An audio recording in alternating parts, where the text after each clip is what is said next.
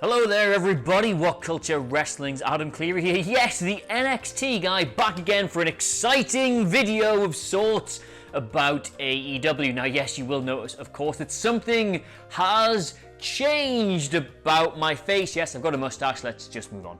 Now, last night, Cody Rhodes promised the watching AEW world that he would be giving them something that fans had been clamoring for a while now. And while no, it was not the immediate halt to all live pro wrestling in the interests of performer safety, it was nonetheless something that came immediately off every fan's wish list. He unveiled the AEW TNT Championship, a long-awaited mid-card title for the promotion that will see an 8-man tournament begin tonight on AEW Dark and then crown a winner at Double or Nothing in May, if indeed there is a Double or Nothing in May. Now, before we go on and pick who's going to be in that tournament, which is presumably why you clicked on the video, I just want to quickly say this is a very smart move on the part of AEW. I've seen some fans not really able to decide whether or not they like this idea, because if you have a mid-card title, it does kind of dilute the journey between the bottom and the very top, but other people think it's cool because new championships are cool. But let's not forget here, this is a business decision on the part of AEW. They are now having a shiny new toy which advertises the network, and that will make them very, very happy. And let's not forget, it wasn't that long ago that they signed a brand new long-term, very lucrative contract with said network right before the ability to produce new episodes of pro wrestling was thrown into long-term doubt, so they probably owe them this. And while it might look and sound and probably suspect smell a bit like the old WCW Television Championship, they do still plan to crown their first ever AEW TNT champion at Double or Nothing on May the 23rd. Now you can get into your own arguments in the comments about whether or not that will ever happen, but in the here and now, all we can really do is go through the 8 men who will be in that tournament and then rate their chances. So with that in mind, and because I want you to stop looking at the bookshelf now, my name is Adam Clery and this is predicting all 8 men in the AEW TNT Championship Tournament. Number 8, Colt Cabana. Now I don't want to get too bogged down into trying to predict the whole tournament here, because really we haven't got a lot else to keep us going over the next couple of weeks, so we might as well not ruin it for ourselves. But I do think we can sort of neatly bracket everybody in this tournament into people that will be in and go out in the first round, people that will be in and go out in the semi-final, and then the 2 eventual finalists with a probable winner, which is literally just the opposite of what I said. Anyway, one man I think we can expect to see in the first round is Colt Cabana, something of a breakout star in the company since he debuted, brace yourself for this, literally this month. Yep, he came out and attacked the Dark Order in March, the very start of March, the longest month that has ever happened. Fans who are already familiar with his work absolutely love him. Those who weren't now subsequently do from watching him a couple of times. He is likable, he is funny, his style is like nobody else on the roster. He is immediate heat for whatever heel puts him out in the first round. Now I know a lot of people will hear that and be like, oh, it's a bit of a shame, Colt Cabana being offered up as this sacrificial lamb, but he's just started in the company. He is not the man for the latter stages of tournaments or even conversations about future champions. He is better than that in a weird way. He won't need a prop or a gimmick to get himself over. He is the man who will be subsequently getting the props and the gimmicks over himself. The only time you want to put a big shiny belt on him is if it's holding up a particularly garish pair of trousers. But more important than any of that is the fact that Cabana can go. Like, AEW aren't going to want to dilute the overall quality of the product just to get a few cheap pops out of the TV audience. Like, yes, Cabana's funny and yes, he's a bit of comic relief, but he'll still not look out of his depth against the younger, more technically savvy opponent he's there to put over. Number 7, Joey Janella. Now this next spot's actually pretty difficult to fill because you need somebody who brings a little bit of name recognition but isn't a huge scalp if they go out. Like, you can't have an MJF or a Pac or somebody like that because they'd have to go all the way in this thing, but you also can't have someone completely useless like Peter Avalon or a Brandon Cutler. Although interestingly, I did actually have Peter Avalon versus Brandon Cutler in my original draft of this to pay off the whole being the elite thing, but I digress. You could have a Sonny Rose or a Jimmy Havoc or hell, even a Michael Nakazawa if you wanted to, but I've gone for Joey Janella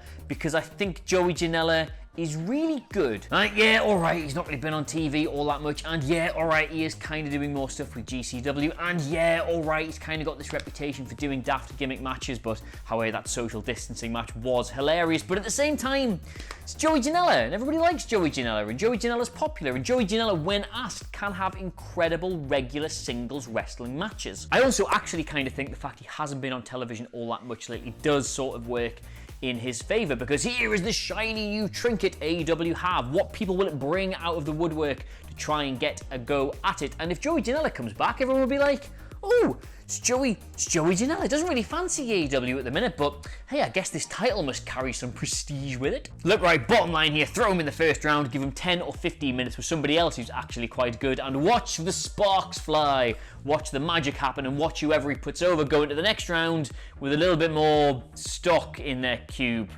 I made that up. Number 6, Orange Cassidy.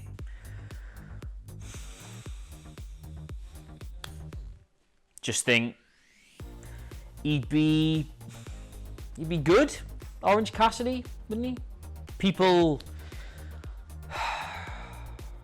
like Orange Cassidy, I guess. So whoever beats him, I mean, they're not going to be popular, are they? So seems like a good choice to me. Maybe. I don't know.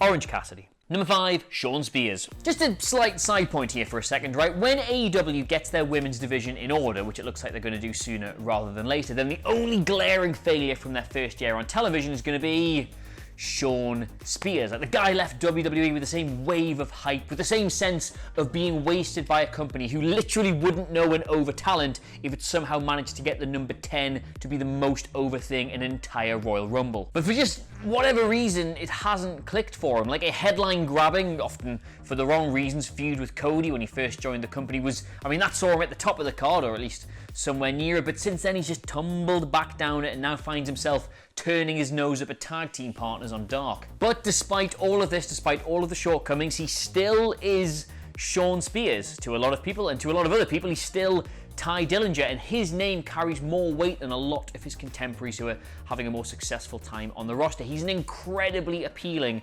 first round scalp for some kind of underdog babyface, and given he's not got really anything else to be doing at the moment, he can at least help to elevate somebody else. Like, the guy is not going to do anything in this tournament. The guy's stock could not possibly be lower, but he could still elevate that of somebody else. Number 4, Kip Sabian. Semi-finalist time now, and admittedly, Superbad has had quite a weird time of it in AEW. Despite the fact that he won the company's first ever singles match all the way back in, brace yourself for this, May of last year, where has the time gone? He's kind of just floated around the promotion without really a whole lot to show for it since then, like, especially when you compare it to the man he literally beat that night, Sami Guevara.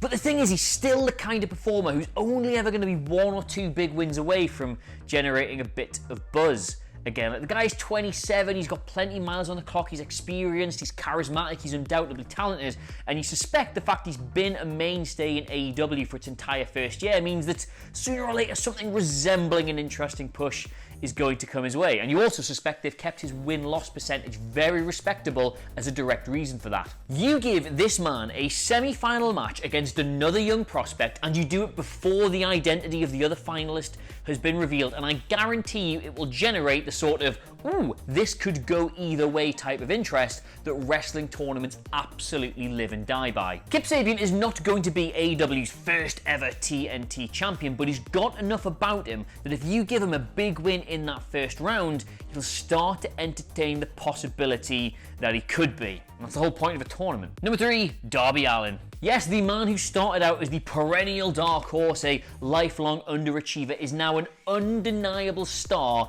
of both his and the company's own making. Darby Allen is a big deal. Now, when the news broke last night that AEW would be doing a TNT championship, I saw absolutely loads of you across social media saying that Darby Allen was the man you wanted to raise it at the end of that tournament. And I don't disagree with you. I would quite like to see this personally, but I'll tell you 2 things. 1, Darby Allen is not the kind of wrestler who needs a championship to maximise his minutes, and 2, AEW's first ever mid-card title is not the kind of thing that needs Darby Allen to make it legit. But sadly not, my friends. No. That is not Darby Allen's role in professional wrestling. He is instead the man you beat on the way to the final, possibly even the man you beat in the final itself, because the crowd are invested in him enough that it'll make them care. His popularity is such that whichever heel dumps him out of this tournament by hook or by crook is going to be both a made and a marked man for the entire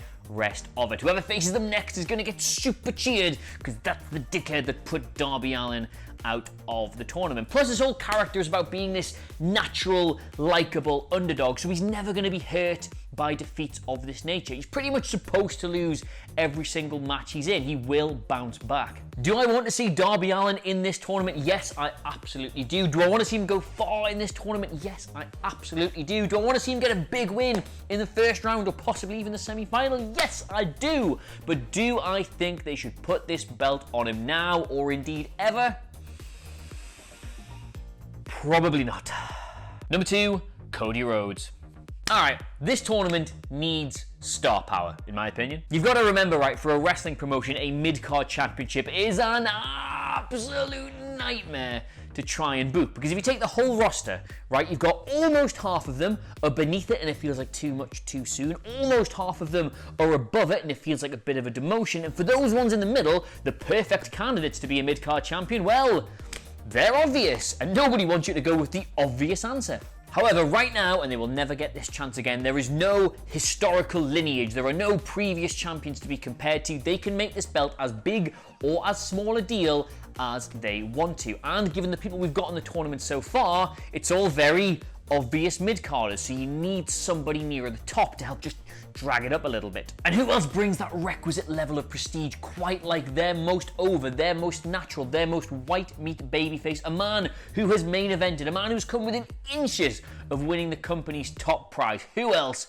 but Cody Rhodes? And to be honest, I do kind of suspect that this whole thing is just his little pet project anyway to maybe keep him busy while he's socially isolating. He can put the eventual winner over huge by losing to him in the final, and he can even help elevate the two people he beats on the way there, purely because he is Cody Rhodes. He is the man who should be a main eventer. He's a potential world champion in AEW who's not allowed to compete for the world championship. So this is surely the absolute best use of both his star power, his standing, and his time. Number 1, Sami Guevara. Yep, in short, if all of this is to culminate in a giant pay-per-view match to crown an inaugural champion, then Guevara versus Rhodes is about as close to a storied money match as I think you're capable of getting at this level of the card. And the thing is, yeah, while you could throw your Omegas, your Pacs, your Pentagons, your Archers, your whoever's into all of this, if you fill it too full of top stars, then you're going to elevate the belt beyond the reach of the rest of the card, who all have to feel like they could potentially get a shot at it. So your eventual winner needs to be somebody who, yeah, they're within touching distance of the main event, but crucially, they're not so far beyond everybody else that it's unbelievable they'd get a shot. And as well as all this, AEW has been missing something since Chris Jericho lost that world championship. Don't get me wrong, I think Moxley's an excellent champion, but there was just something else. There was an arrogance, a swagger, a cockiness. There's just something not there anymore when you've got somebody who calls himself Le Champion not actually having a trinket to parade over the rest of the roster. And Chris Jericho can't win the TNT championship. No, he's too big a deal for all of that, but his protege, well, he can. And on his own terms as well, Guevara is an absolute star. The guy's won championships wherever he has gone in pro wrestling. He is entertaining in his own right, not just as part of the inner circle. And giving him this pay-per-view match against Rhodes would smartly put them at 1-1 in their own personal feud. You remember he wrestled him on the first episode of Dynamite. God, where's my life gone? Giving Sami Guevara the inaugural run with the TNT Championship, can you just imagine the creative possibilities that opens up? All the different ways he would amuse and annoy you with that belt as he attempted to get himself over on behalf of the network. He would be TNT's representative on every episode of that, and he could lord that over all of his opponents for months. It would be appointment to view television. So there you have it. That's my pick for the AEW 8-man tournament. We're going to get 4 of those names announced on Dark tonight and another 4 on Dynamite later in the week. I think that's how I would do it. Ding, etc., etc. But let me know what you make of it all in the comments below. Of course, don't forget to like, share, and subscribe. But in the meantime, thank you so much for watching. I've, of course, been WhatCulture and NXT's Adam Clery. And this was a pleasant diversion, if nothing else. Goodbye.